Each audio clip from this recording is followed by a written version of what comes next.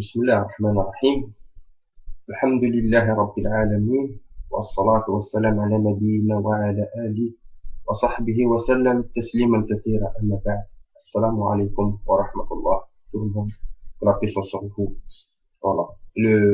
Aujourd'hui, Inch'Allah, si Dieu le veut, on va parler de la Trinité et on va parler de qui sont les fondateurs de cette Trinité, de ce dogme de la foi chrétienne. Et il faudrait qu'on sache tous, Jésus n'a jamais prêché pour la Trinité, n'a jamais parlé de la Trinité, n'a jamais prétendu qu'il y avait une Trinité.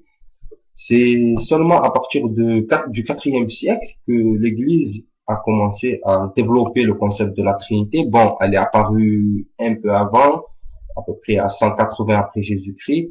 C'est une personne, un grec, qui développait cette formule de la Trinité, le trias. Mais sinon, jamais Jésus il a parlé de Trinité.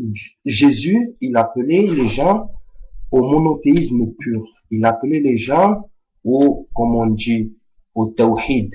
Et c'est le but de tous les prophètes, d'appeler au tawhid, d'appeler à l'unicité d'Allah Azza wa Jal.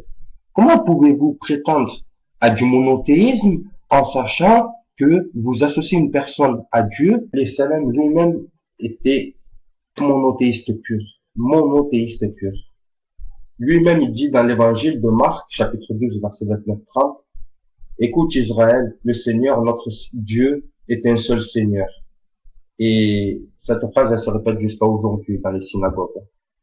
Donc, si il prétendait à la divinité, je pense qu'il aurait réclamé auprès des enfants d'Israël, car il a été envoyé aux brebis de la maison d'Israël, et on prend Jésus, et on prend sa mission prophétique.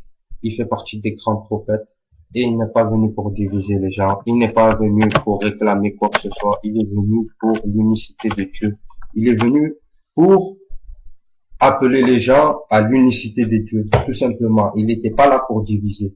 Ce concept de la Trinité, il a commencé à apparaître seulement à partir du IVe siècle après Jésus-Christ.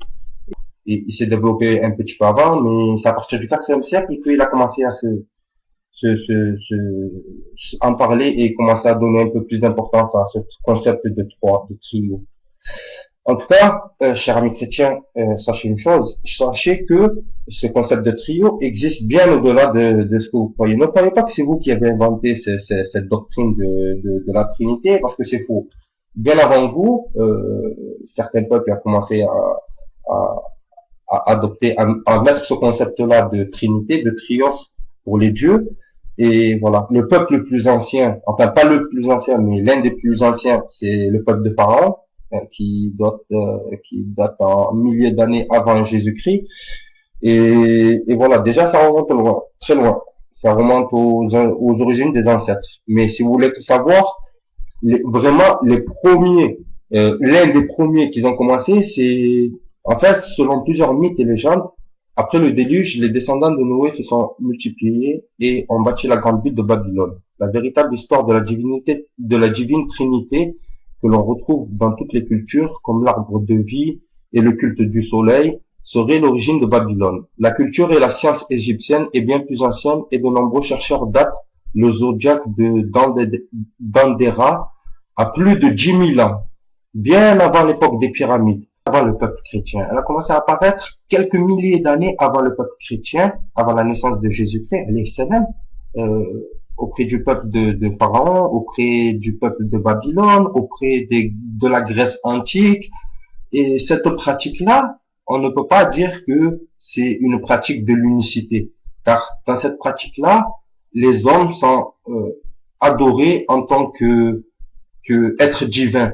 Donc, on met une similarité dans les puissances entre l'humain et Dieu, ou plutôt entre le créateur et sa créature, et donc on attribue à l'homme des caractéristiques qu'il ne peut pas endosser et qu'il ne peut pas avoir. Et comme on le sait, Dieu ne peut pas se contenir dans un corps ou de sa propre création, c'est-à-dire Dieu, exalté soit-il, a créé le temps. D'accord? Et il ne peut pas se réincarner en un être et subir l'effet de sa propre création.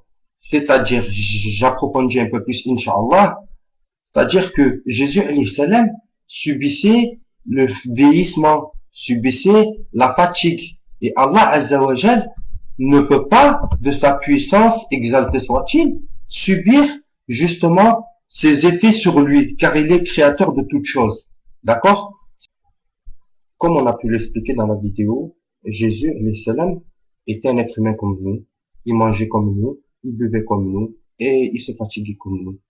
Et il avait besoin d'aller prier Dieu comme nous, tout comme nous.